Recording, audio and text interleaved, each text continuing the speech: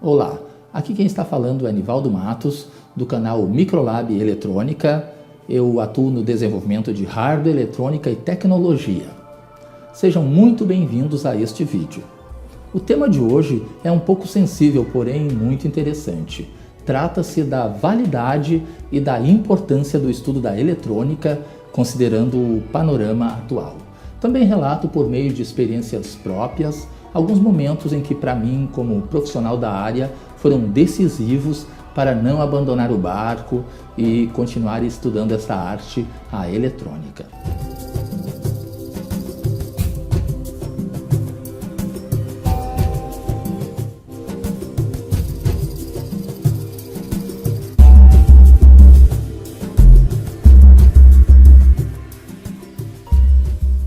Há algum tempo eu assisti aqui no YouTube com o André do canal Meio Retrô um vídeo que pelo título me chamou a atenção. Vale a pena estudar eletrônica? Então me chamou a atenção porque exatamente este contexto desse canal. Encontrar uma chave genérica que desperte o interesse da maior quantidade de pessoas aí do outro lado a se interessar por estudar eletrônica. Então, desde já, agradecendo esta frente aberta pelo André, discutiremos aqui esta questão, porém, na linha que ele seguiu no segundo vídeo que publicou sobre o assunto. Então, aqui analisaremos esse tema no contexto do desenvolvimento de hardware e eletrônica e tecnologia, não só para o crescimento individual de cada um.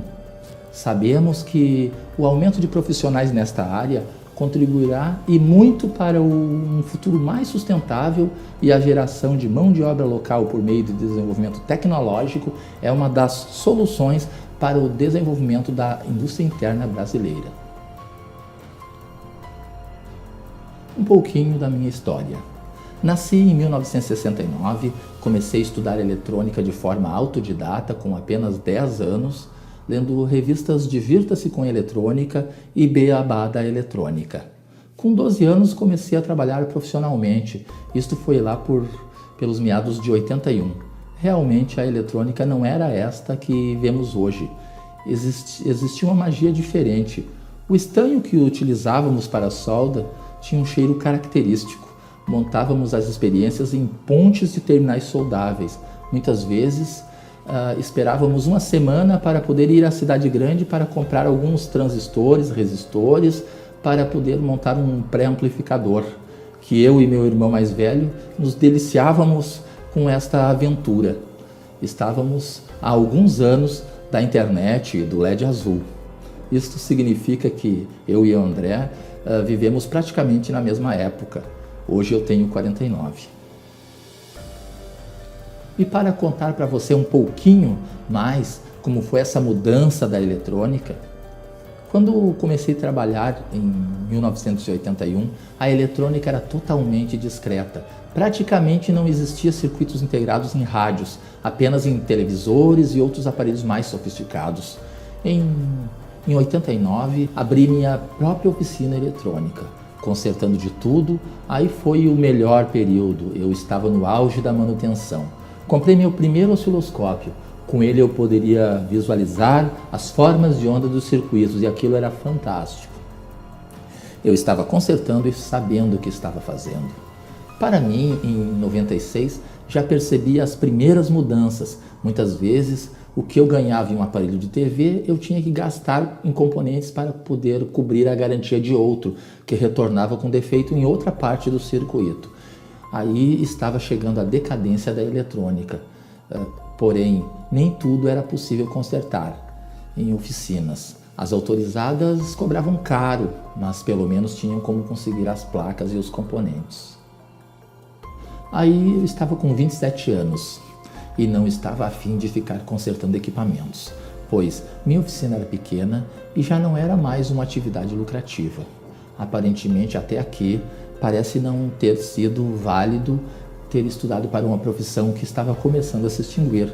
Bom, esta época eu já fazia alguns projetos eletrônicos por encomenda, pois desde o início utilizei a eletrônica como um hobby. E com isso desenvolvi a habilidade de brincar desenhando circuitos.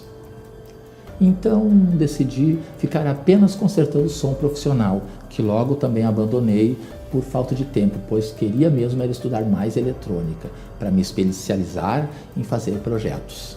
Acontece que quando eu me dei por conta, a eletrônica já tinha mudado. As placas eram densas de circuito integrados, dezenas de memórias EPROMs e processadores, tantos outros circuitos lógicos. Eu estava na era dos PCs ATs 286 e 386. E não me intimidei, continuei acreditando que valia a pena estudar eletrônica. Acreditava que mesmo com pouco recurso, toda essa tecnologia poderia sim ser dominada. Naquela época, a situação era bem precária para o estudante autodidata. A maior fonte de pesquisa eram as revistas. A internet estava nascendo com as BBS, mas o conteúdo para a eletrônica era escasso. Hoje o cenário é completamente diferente. Temos um mundo inesgotável de conteúdo, porém notamos que apesar de ser conteúdo free, ainda é pouco aproveitado, pois para que isso seja possível, precisamos saber que existe tal conteúdo e ter interesse em buscá-lo. Eu, como profissional de tecnologia, tenho reparado de perto um movimento nada agradável que está ocorrendo nos últimos anos. Vê se você me acompanha. Você já ouviu falar em Arduino? Eu poderia citar aqui ESP32, Raspberry Pi e dezenas de interfaces e placas para prova de conceito e desenvolvimento, prototipagem de eletrônica. A grande maioria vem da China. Boa parte dos nossos estudantes estão empenhados em aprender a programar essas placas e estão atuando na camada de aplicação, porque muitas libraries e APIs vêm praticamente prontas, mas estão fazendo um ótimo trabalho. E quando esses estudantes chegarem ao mercado de trabalho e tiverem que desenvolver seus produtos, vão comprar essas mesmas placas da China, soquetear em uma placa de fenolite e colocar em uma caixa plástica e dizer pronto, o produto está criado? Não, falta muito. São placas de prototipação e entre um protótipo e um produto existe uma distância homérica. Então observem, está faltando aí um profissional programador para a camada mais baixa, aquele que vai interpretar o datasheet e implementar as APIs. Pela minha experiência, esses profissionais são extremamente raros, pois é uma tarefa bem técnica. Também faltam profissionais para desenvolver, montar e testar o hardware. Temos apenas os profissionais para programar a etapa de aplicação. Até podemos fazer esses produtos utilizando o Atmega 328, por exemplo, módulos ESP, mas não utilizando a PCI completa. Podemos desenvolver aqui, não para bater no peito e dizer assim, ó, eu que fiz, mas para alavancar a nossa tecnologia aqui dentro, desenvolvendo e preparando o nosso país para o boom tecnológico da internet das coisas.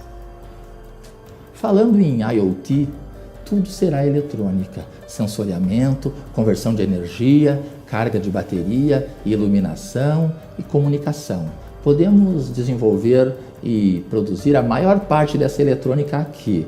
Podemos comprar apenas os componentes, os insumos na China ou no exterior que seja.